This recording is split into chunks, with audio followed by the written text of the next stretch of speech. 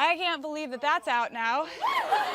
Okay, wow, that's a secret I've been keeping for a really, really long time. And I was thinking about maybe telling you secret surprise number 2. All right.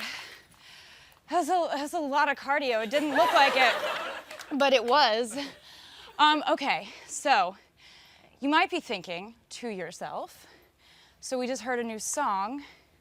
I think that I should tell you that that has led to the confession that I've been working on a new album for 2 years.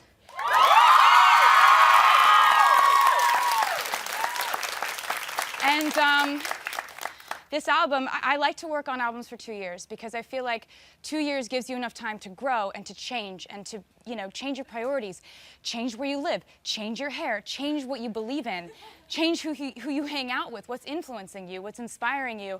And in the process of all of those changes that have happened in the last 2 years, my music changed.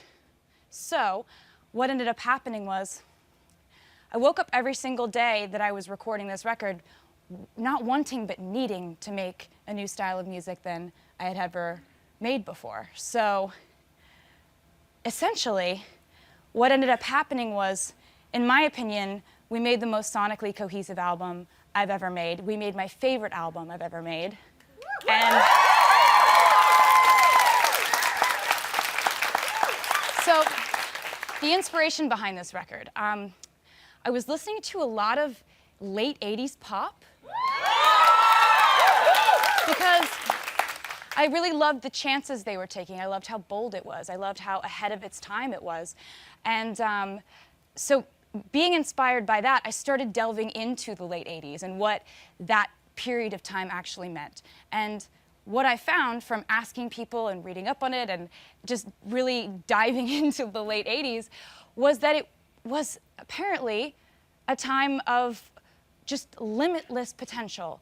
And the idea that you can do what you want, be who you want, wear what you want, love who you want, and you get to decide where your life is going. Bright colors, bold chances, rebellion, and the idea of that was so inspiring to me. And the idea of endless possibility was kind of a theme in the last year of my life. I'm still really out of breath. So I'm like, ugh. But basically, in thinking about that, and thinking about all those themes, and thinking about how this new album is a bit of a rebirth for me because it's so new. I've never really made these kinds of changes before. And having been born on December 13th, 1989, this album is called 1989.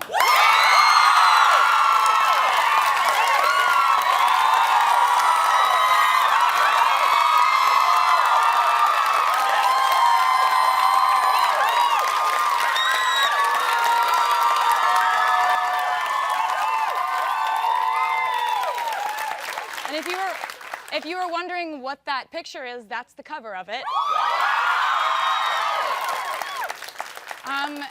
And for the record, this is my very first documented official pop album. That photo that you're seeing is actually a Polaroid that we took. We took the album photos on Polaroid. So it's a Polaroid that I just loved the idea of. I loved it. It was kind of an accident, which I decided, well, why not make that the album cover? So basically, you can pre-buy the album right after this live stream. You go to taylorswift.com, details, and wait for it, in stores, October 27th.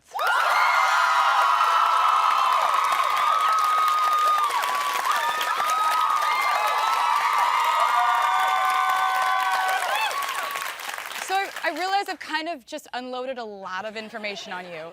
There's just a lot that's been told to you. So I figure maybe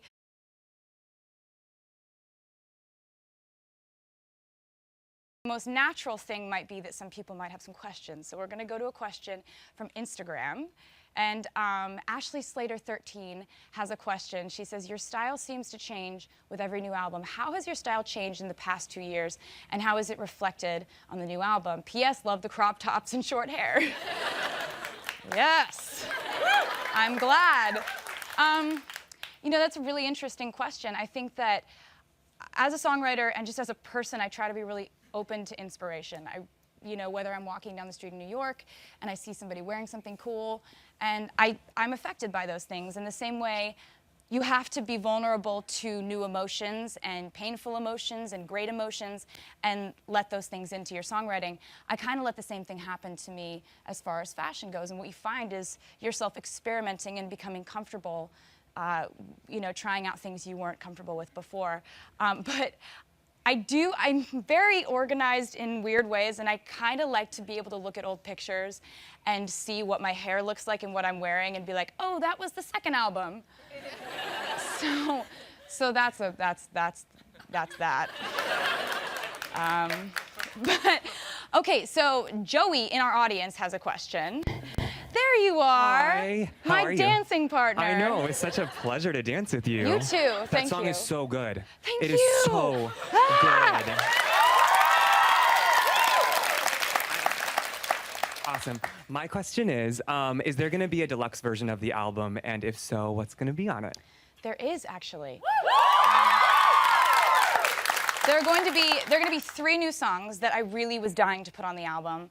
And I'm doing something I've never done before with this deluxe. I've gotten a lot of questions about songwriting, about the process, about, you know, what happens when you get an idea. The answer is the first thing I do is I grab my phone and I either sit it on the edge of the piano or put it right down on my bed in front of my guitar, and I play whatever melody / gibberish comes to my brain first. And I've never released any of that before, but I actually have 3 bonus tracks that are just voice memos from my phone. And so you'll hear me singing just an idea and a melody and some words, and then you'll be able to go to the record and the album, and you'll listen to what it ended up being when it was finished. So hopefully that kind of adds some insight into songwriting. And thank you for that question. Now from Facebook, Ashley Mae Jones asks, will there be secret messages in the album book as there has been with previous albums? That's something that if you guys keep on liking that I do that, I'll keep on doing it, I think.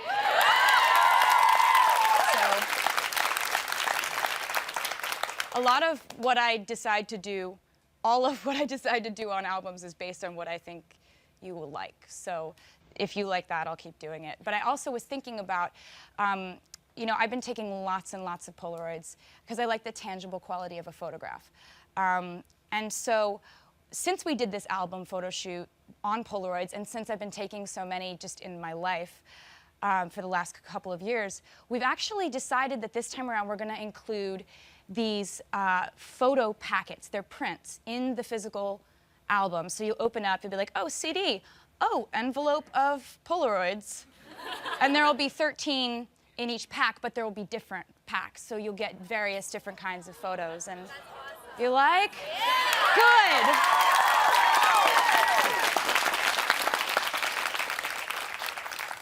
You guys, I'm so excited. This is so crazy. Be cool. From Twitter, Shine Swift's plural, more than one Shine Swift, asks, will this be the era that we get to meet each other? Aww.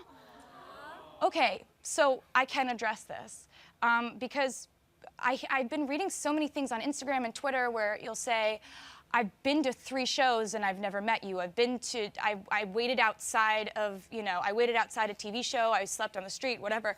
And I'm just like, I want to meet this person. And so I've been thinking of new ways that we can do that. So we created something called the 1989 Swift Stakes. See, it's like sweepstakes, but we made it annoying.